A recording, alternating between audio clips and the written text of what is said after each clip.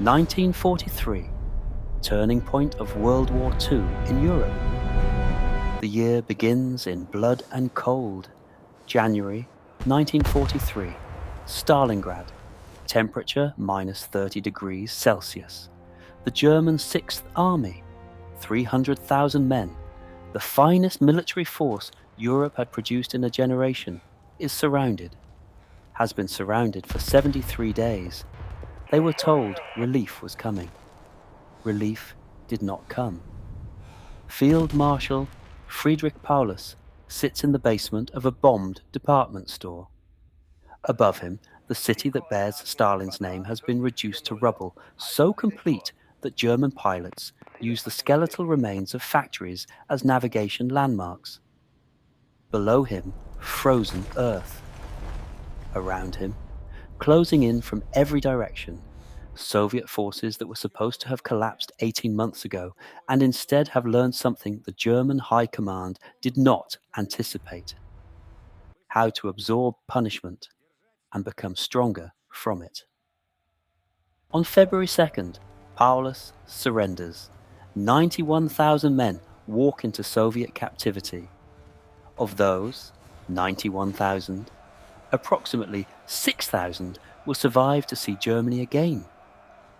The rest will die in camps, of cold, of starvation, of the specific mathematics of a war that has stopped distinguishing between soldiers and statistics. The news reaches Berlin. Hitler does not speak publicly for 4 days. In those 4 days, something shifts in the European war that will not shift back. 3,000 kilometers to the west, in a conference room in Casablanca, Morocco, 2 men are making decisions that will determine the shape of the next 50 years. Franklin Roosevelt and Winston Churchill sit across maps that cover entire tables. Between them, the question that has defined the Allied war effort since December 1941. Where do you strike first? Stalin wants a second front, has been demanding it for 2 years. His country is bleeding at a scale the Western Allies cannot fully comprehend. The Soviet Union will lose more men at Stalingrad alone than the United States will lose in the entire war across every theatre combined. He wants German divisions pulled west. He wants pressure released from the east. Roosevelt and Churchill make a decision that will define the Mediterranean for the next 18 months. North Africa first, then Sicily, then Italy. The soft underbelly of Europe, Churchill calls it, a phrase that will prove optimistic in ways that cost thousands of lives before anyone admits the underbelly is not particularly soft. They also agree on something that changes the psychological architecture of the entire war. Unconditional surrender, no negotiated peace, no armistice that leaves political structures intact to rebuild into future threats. Germany must be defeated completely, absolutely, without remainder. The war has just become a different kind of war. May 1943. North Africa. The last German and Italian forces in Tunisia surrender. 250,000 Axis prisoners. The entire southern Mediterranean coast now in Allied hands. The question is no longer whether the Allies can fight. The question is where they will land next. The answer requires one of the most elaborate deceptions in military history. Operation Mincemeat.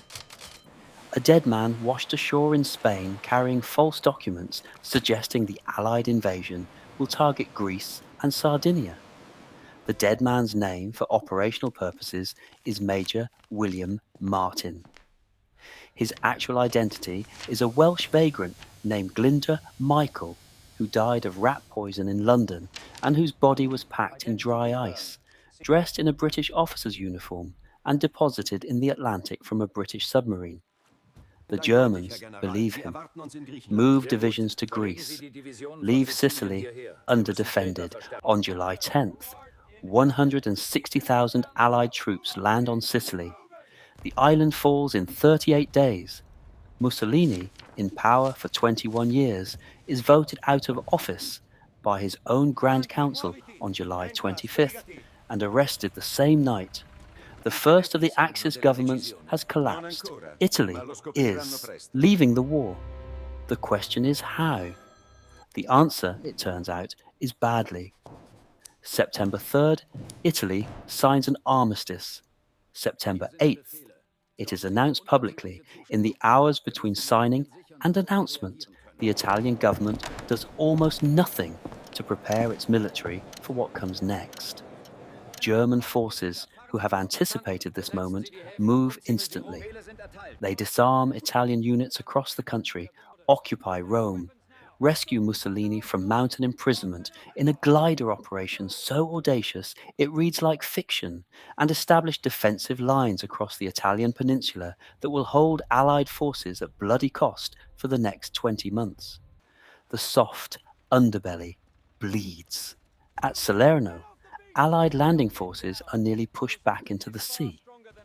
At Monte Cassino, a monastery on a hilltop becomes a name that veterans will say quietly for the rest of their lives.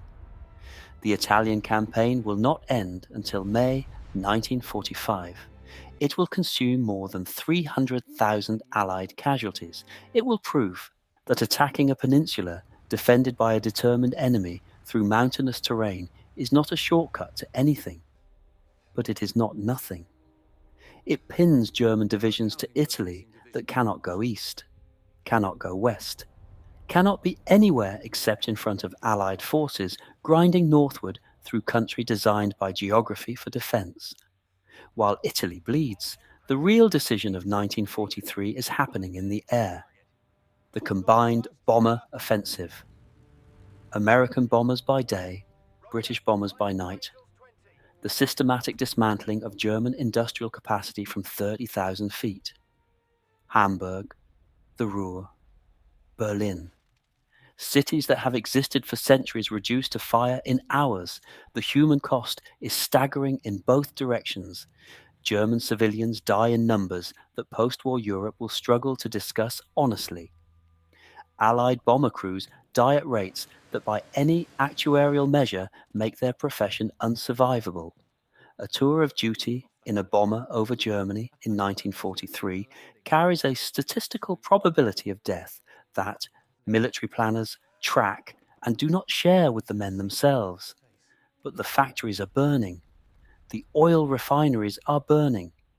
The railway marshalling yards that move German material from production to front are burning. Germany is not yet broken, but Germany is being taken apart, piece by piece, from above, by men who know they will probably not survive to see what they are building toward. December 1943. The year ends.